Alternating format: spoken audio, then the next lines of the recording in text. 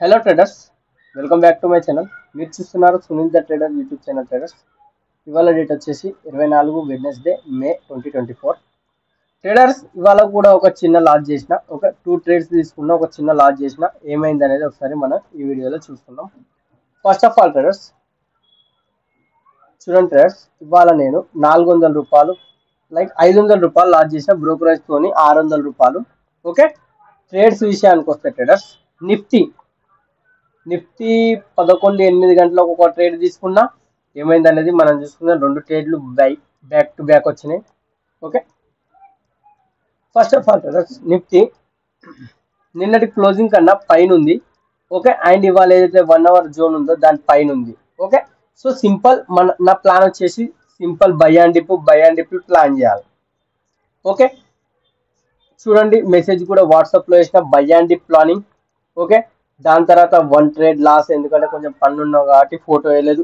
దాని తర్వాత రీఎంట్రీ తీసుకున్నా, మ్యాక్స్ లాస్ 750 వరకు పోవచ్చు అని పెట్టిన. దాని తర్వాత 2 ట్రేడ్స్ లాస్.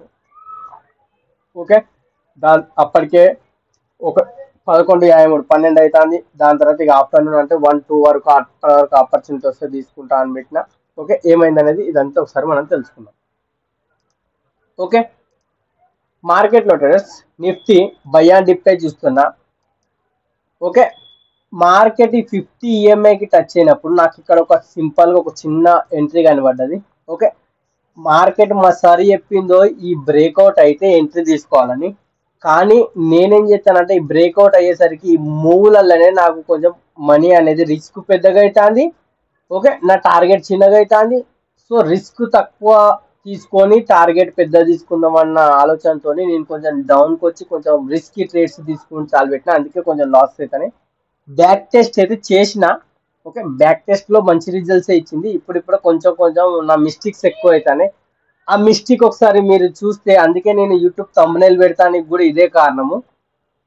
ఓకే, మీరు ఇక్కడి నుంచే మీరు చూసుకోవచ్చు. దీంట్లో ఏంటంటే ట్రాప్ జరగలేదు, అందుకే ఎంట్రీ లేదు అసలుకి. ఓకే, దాని తర్వాత ఈ బిగ్ లాస్ అని పెట్టిన చూడండి ట్రేడ్స్, బిగ్గెస్ట్ లాస్ అని. ఇది జోన్ లోపలనే ఉంది. జోన్ లోపల ఉన్నప్పుడు మనం ఏం ట్రేడ్స్ తీసుకోవద్దు. సింపుల్, ఇక్కడ బయట నుంచి చూడంగానే నాకు అర్థమవుతుంది. ఓకే, ఇంకా ఇందులోకి వస్తే ఇది జోన్ లోపల ఉంది. ఓకే, జోన్ లోపల ఉంది కాబట్టి అవాయిడ్ చేయాలి. ఈడ స్పైక్, పెద్ద స్పైక్ వచ్చింది. ఈ స్పైక్ వచ్చినాక దీన్ని లో కట్ చేస్తే మంచిగా ఉండు. ఈ వీడియోలో చెప్పిన, ఒకసారి మీరు చూసుకోండి. నా వీడియోస్ నేను కూడా చూస్తాను, అప్పుడప్పుడు టైం తీసుకొని నేను చేస్తానా. ఓకే, ఇగో ఇది ప్రాపర్గా పర్ఫెక్ట్గా ఉంది, మంచి టార్గెట్ వచ్చింది. సింపుల్, ఇంకా పైకి వెళ్తే వరెస్ట్ ఎగ్జిట్ అంటే ఇట్లా నేను ఎగ్జిట్ అయిపోయినా. దాని తర్వాత మార్కెట్ నా వైపు మూవ్మెంట్ అయింది, ఎందుకంటే స్పైక్ రావడం వల్ల ఎస్ఎల్ కొట్టేసింది. న్యూ లెర్నింగ్ వీడియో, ఈ లెర్నింగ్ వీడియోని ఇక్కడ ఈ కథ చెప్పిన కథ మంచిగా ఉంటుంది. నా ట్రేడింగ్ కూడా రిలేటెడ్ అయింది. ఒకసారి మీరు చూసుకుంటే ప్రతి ఒక్క వీడియో థంబ్నెయిల్ చూసే మనం గమనించవచ్చు. ఇక్కడ ఏమైంది, దరిద్రం ఏమైందంటే నా ఎస్ఎల్ కొట్టేసింది. దాని తర్వాత మార్కెట్ పైకి వెళ్ళింది. ఓకే, రీఎంట్రీ తీసుకోవాలి కానీ రీఎంట్రీ నేను తీసుకోలే, అది నా దరిద్రం. ఓకే, ఇక్కడ ఏమైంది, 50 ఎంఐకి నిఫ్టీ స్పాట్ చార్ట్ టచ్ కాలేదు, కానీ ఫ్యూచర్ చార్ట్ అయితే టచ్ అయింది. ఫ్యూచర్ చార్ట్ని బట్టి నేను ఎంట్రీ తీసుకున్నా, కానీ స్పాట్లా టచ్ కాలేదు. సో అవాయిడ్ చేయాల్సింది, కానీ తీసుకున్న లాస్ అయింది. సింపుల్, లాస్ అయినా ప్రాఫిట్ అయినా ఏదైనా మీకు చెప్తూనే ఉన్నా. ఇక్కడ ఏమైంది, ఇక్కడ మంచిగానే ఉంది కానీ స్పైక్ వచ్చింది. మంచిగా 800-600 రూపాయలు సంథింగ్ ప్రాఫిట్స్ పెట్టింది. నీ ఎగ్జిట్ అయ్యేసరికి నాకు 200 రూపాయల దగ్గర ఎగ్జిట్ అయ్యి, దాని తర్వాత మళ్ళీ స్పైక్ వెళ్ళింది. ప్రతి ఒక్క వీడియో లైక్ ఈ ఫోటో చూడంగానే నాకు అర్థమవుతుందా నేను ఎందుకోసం ఎంట్రీ తీసుకున్నా. ఇది ఎంట్రీ ఇట్లా తీసుకున్నది కాకుండా ఇది ర్యాండమ్ ఎంట్రీ, అసలు ఈ జోన్ లోపల ఉంది, ఎంట్రీ తీసుకోవద్దు.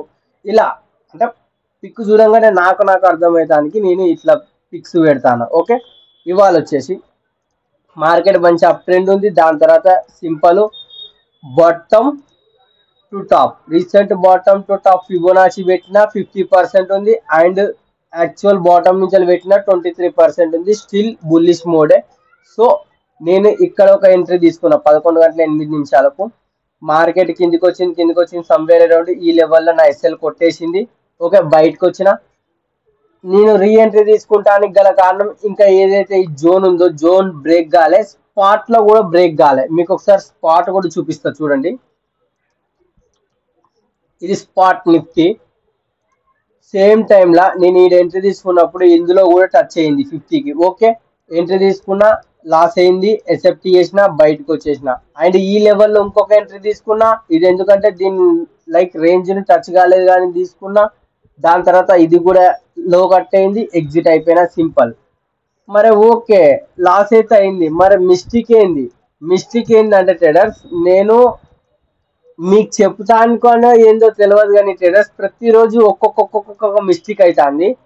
ఇది మిస్టేకే, చూసుకోండి. 15 మినిట్స్ టైం ఫ్రేమ్లో ట్రేడర్స్ ఇక్కడ నుంచి ఫస్ట్ డౌన్ వచ్చింది, రిజెక్షన్ ఇచ్చింది, ఫేక్ అవుట్ ఇచ్చింది, మళ్ళీ డౌన్ వచ్చింది, మళ్ళీ దాన్నే రిజెక్షన్ తీసుకొని మళ్ళీ కిందికి వచ్చింది.